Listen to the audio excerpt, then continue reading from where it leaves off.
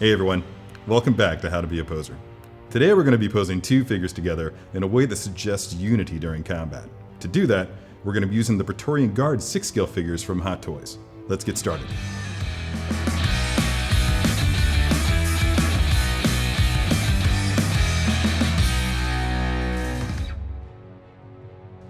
Okay, here we are, both versions of the Praetorian Guards, the heavy-bladed version and the double-bladed version, out of their box just the way they're going to come to you. Look at all these magnificent weapons.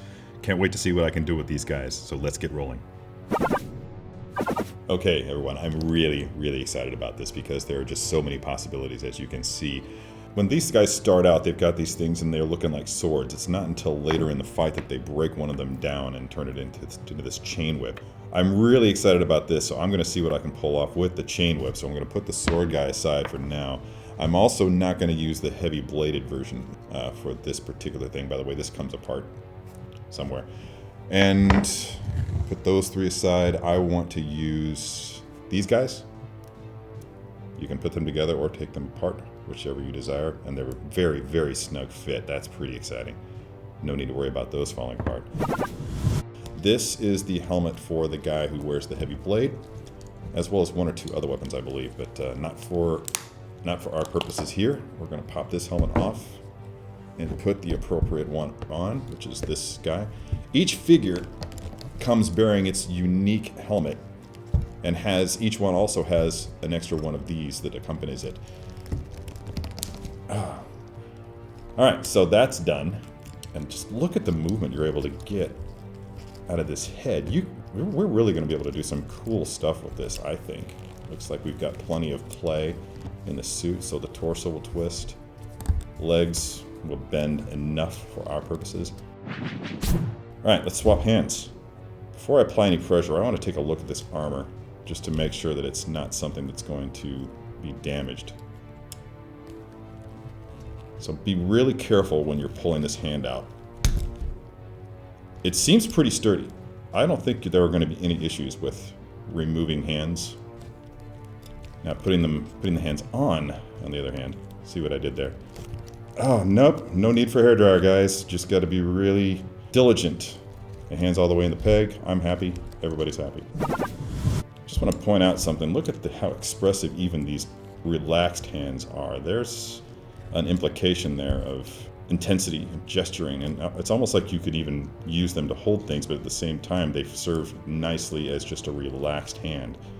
You have gesturing hands that come with it as well, but I don't really feel the need to use that in this situation. Alright, let's get this into its appropriate hand.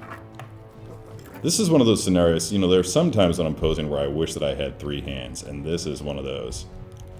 But there we go. See that? That went in there nicely. It looks like, yeah, these are wires. This thing's going to be so poseable, and I'm going to be so grateful for that. Alright, let's twist his torso that way, because I'm going to have him raising this arm up. Bending it. The challenge with armored figures like this is that you can't see the joints, so you kind of have to be careful and go by touch when you're figuring out where everything's facing. Now, see what I'm doing here? I want that head to suggest real focus, real concentration, like he's getting ready to lean into this thing. So I'm going to bring that neck forward and that head down and stick it way out there. Alright. I want this arm back just a touch. It's going to move this skirt aside so that you can see what I'm doing with the legs here. That's pretty sturdy. Just trying to get his feet flat. At the same time, get him balanced. I want this torso to lean a little bit more towards the camera, or in this case, the eye. So kind of see what I'm doing there. Awesome. And let's, see how that handle of the whip is straight up and down? Let's cock that back, like he's getting ready to bring it around. Solid pose. That would do perfectly fine by itself. Eventually, when I get done with this other guy, though, we're going to marry the two of them together in a way that kind of makes both figures float together. Alright, this guy. Love that helmet. I'm going to experiment with this for a bit, because to be entirely honest, I'm not entirely sure what I want to do with this, but I'm thinking that since this guy's kind of leaning forward, I'm going to have this guy in almost like a defensive stance. So let's twist his leg facing front just a touch, and only a slight bend to it. Whereas this leg, further back, bent even more. Yeah, this is actually looking kind of good. Although I might want to bring that arm forward and have him more of a blocking, like in a guard position. Something like that. Let's get this head forward. And again, more intense. Get this arm back slightly. Cock that fist just a touch. No, I think that we're better with that arm bent and the sword up. For one thing, just notice how it catches the glint from the lights. And that's going to happen no matter where you are. If it's on display on your shelf or what have you. So yeah, defensive stance, leaning back just a bit on that back leg. And let's bring it forward, just so it looks more natural. If you notice when I flipped it up there, those legs just looked really awkward. And we don't want awkward legs. Right now I'm experimenting. There's something about the linear nature of both of these blades going in the same direction that I don't know that I like. I think it's okay, but I'm just wondering if maybe having this blade back might serve what I'm doing a little bit better. So I'm going to work this a little bit just until I create something that I find attractive. And I think that that's got it, because what I'm going to do next, there you're seeing what I'm going to see. So I'm just going to rotate these guys and like look at them so that I can see how they're going to look together.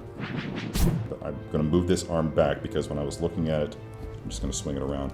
When I was looking at this, I didn't like how these things were connecting, so I wanted to bring this back just a little bit more to provide a little bit of separation between the hand and the blade. This rule goes more towards photography than it does for actual display, but if you're looking from your figures, looking at your figures from a particular perspective while they're sitting on a shelf, you'll notice it as well. This guy's locked. This guy's where he's going to be. This guy is almost where I'd like him to be, except for one, maybe two things. I want this hand to come up a little bit more, like he's gesturing, reaching, and just kind of lining up where he wants his strike to go with his whip. But then I also want whip arm to come up just a touch more. I want the wires in the whip to create sort of a curve that comes over the top of his head. Now, the weight of this whip may make that impossible, but I don't think it will. And the end result should be the tip of his whip creates a curve that almost meets the tip of the sword. Because of gravity, you kind of have to compensate and predict where it's going to fall when you're bending the wire. All right, I was hoping for a curve that would actually come all the way over the top like this, but then I realized that that wasn't quite natural, that there should be sort of a whip. I think this looks good. I'm really happy with this. The design and look of the Praetorians is a deliberate attempt at evoking Palpatine's Imperial Guards in Return of the Jedi. As with so many other elements in the original trilogy, including Boba Fett and Darth Vader, Lucas relied heavily on the presence of those Sentinels to suggest formidability. In The Last Jedi, though, the Praetorians get to take the kid gloves off and show what they're made of. With these figures, you can do the same.